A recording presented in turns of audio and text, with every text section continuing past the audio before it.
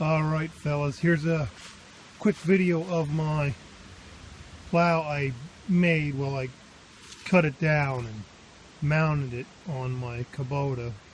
Somebody asked for a video showing some dimensions. So here you go. This plow, I believe, started out at 7 foot.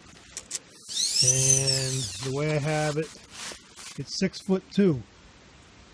No, 5'2", 62 inches. And it is, with the cutting edge on it, it's 24 inches tall, roughly. That width on my Kubota B2320 at full angle will clear the rear tires. So I didn't want to go any wider with it because it's out there pretty far, hanging off the loader arms, and I just didn't want it to have too much weight out there trying to bend stuff on me. So, but I wanted it wide enough that it covered my track, so it works good. I don't have the feet on it right now, but I basically cut it right here. I didn't move these. These are just the way they were on the plow when I got it. This is all the original pivot table or A-frame.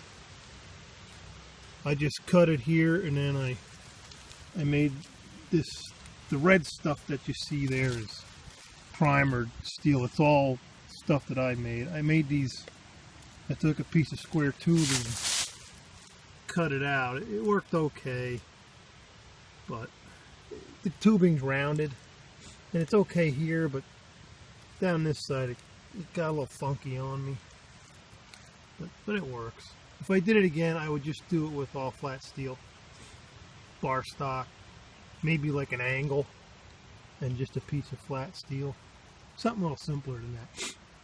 But with the feet on it, it works real good, because you can imagine it winds up pivoting on the feet.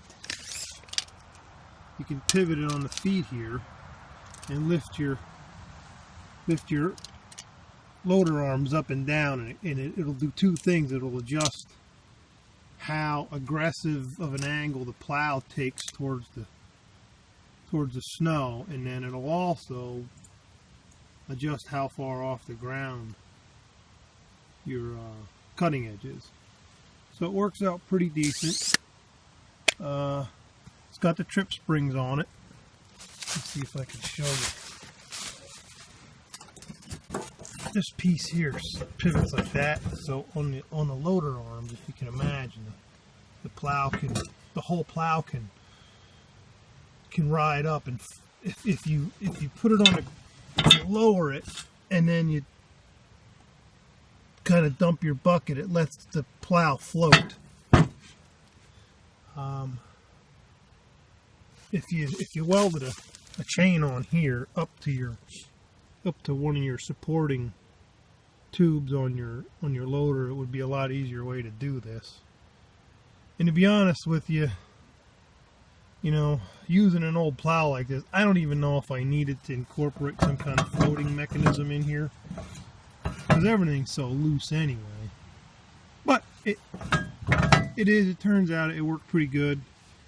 These pins kind of were a good idea, but they got all bent the hell up. But it's all right. It keeps the pin inside. When it comes time to get it out, I can just cut these off or something. I don't know. But that's it. It's 5'2" wide, 24 inches tall. There's a video of me plowing some really deep snow.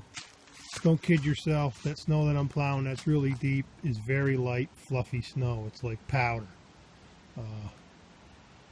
I could easily show you a video of me here struggling with 4 inches of heavy wet snow and ice underneath, but those aren't fun to watch. Anyway, that's it. After I got it all done, I plowed one year with it.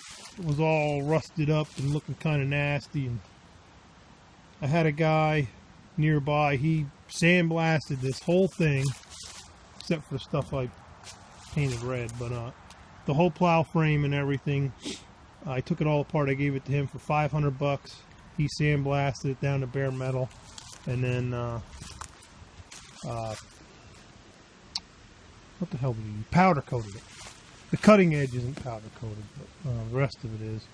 Did a nice job. Held up really well. It's just been sitting out here in the weather all summer, and I don't see any rust coming through anywhere. So if you see anything I missed that you want more detail on, just let me know and I'll try and get it to you. Anyway, thanks for looking, thanks for asking, and good luck with your plows.